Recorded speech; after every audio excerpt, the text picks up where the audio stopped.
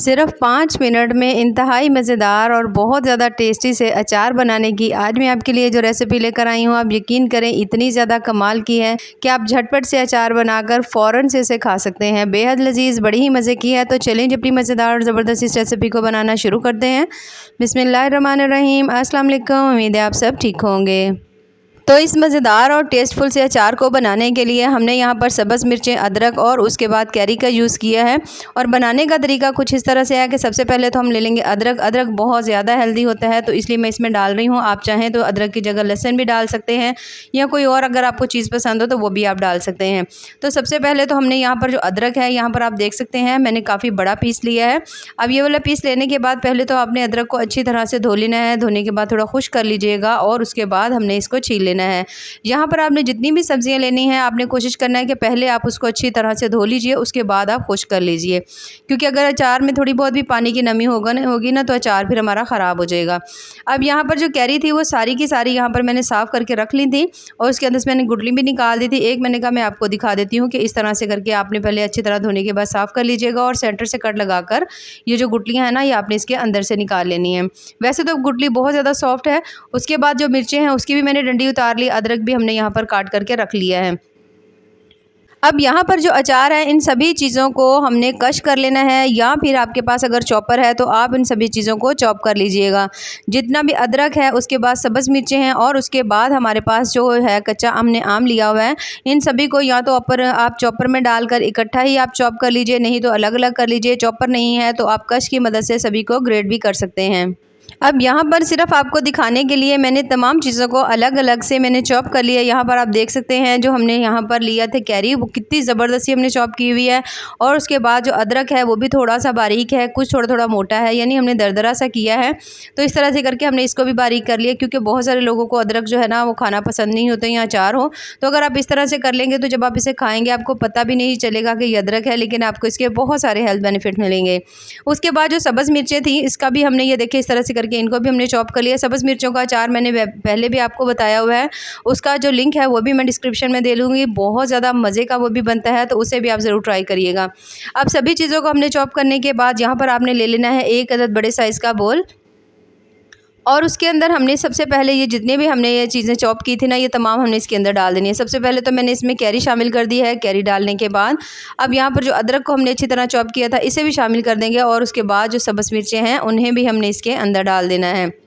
तो यहाँ पर तमाम चीज़ों को इसके अंदर डालने के बाद पहले तो आपने कर लेना है, अच्छी तरह से मिक्स कर लेंगे। तमाम चीज़ें जब अच्छी तरह मिक्स हो जाएंगी तो फिर हम इसके अंदर कोई और चीज़ ऐड करेंगे।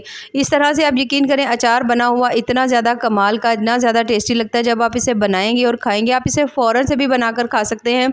मैंने तो इसे बनाया था, मुझे बहुत अच्छे इसके रिजल्ट्स मिले, तो मैंने कहा मैं आपके साथ भी शेयर करूँ। अब यहाँ पर हमने इसके अंदर डालना है नमक। नमक जो है ना तकरीबन आपने 1.5 चम्मच जो है ना भरकर इसके अंदर डाल देना है। उसके बाद आपने कम से कम 3 लेमन जो है ना वो इसके अंदर अच्छी तरह से इस तरह से करके निचोड़ देने हैं। तो यहाँ पर मैंने इसके अंदर लेमन भी डाल लिए हैं, और उसके बाद हमने इसके अंदर नमक भी डाल दिया है। अब दोबारा से आपने इन सभी चीज़ों को पहले तो कर लेना है अच्छी तरह से मिक्स। जब आप सभी चीज़ों को अच्छी तरह मिक्स कर लेंगे ना, तो फिर हमने इसको छोड़ देना है कम से कम भी 15 से 20 मिनट के लिए भी आप छोड़ सकते हैं, नहीं ज़्यादा टाइम। तो आप इसे ऐसे ही थोड़ी देर के लिए इस तरह से करके मिक्स करें, तब तक आप जो बाकी मसाला होता है ना वो तैयार कर लें, तो ये जब तक सेट हो जाएगा अच्छी तरह से। तो यहाँ पर हम तमाम चीज़ों को मिक्स कर लेंगे। तमाम चीज़ों को मिक्स करने के बाद थोड़ी देर के लिए 3 से 4 मिनट या 5 से 10 मिनट के लिए छोड़ भी सकते हैं। टाइम हो तो ज़्यादा के लिए, नहीं टाइम तो थोड़ा कम के लिए, क्योंकि ये बहुत ज़्यादा मज़े का ऐसे ही बन जाता है। अब यहाँ पर हम इसका मसाला तैयार करेंगे। उसके लिए 1.5 चम्मच मैंने यहाँ पर ले ली है सौंफ, और उसके साथ ही यहाँ पर मैंने जो धनिया होता है साबित में वो भी मैंने 1.5 चम्मच ले लिया है। उसके साथ ज़ीरा जो है, तकरीबन सभी चीज़ें जो है ना थोड़ी ज़्यादा मिकदार में हम अचार बना रहे हैं ना, तो इसलिए यहाँ पर तमाम चीज़ें जो है ना मैं 1.5 चम्मच ले रही हूँ। इन सभी को 1.5 चम्मच लेने के बाद अब यहाँ पर 1 चम्मच जो है ना मैं यहाँ पर कलौंजी के जो दाने होते हैं वो हम ले लेंगे। 1 चम्मच हमने यहाँ पर राई ले लेनी है।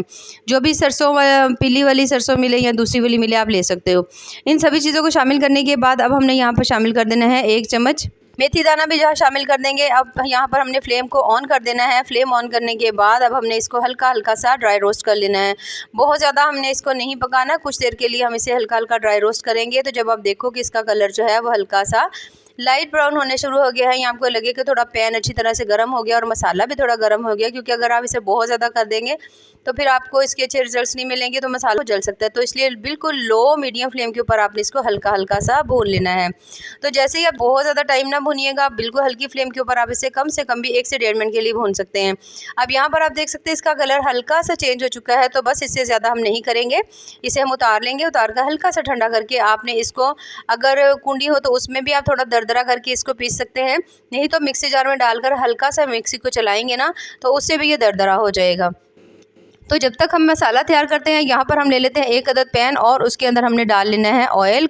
ठीक है, हमने यहाँ पर जो सरसों का ऑयल मैंने यहाँ पर यूज़ किया है। यहाँ पर सरसों का तेल शामिल करने के बाद अब सरसों के तेल को आपने पकाना है कुछ देर के लिए।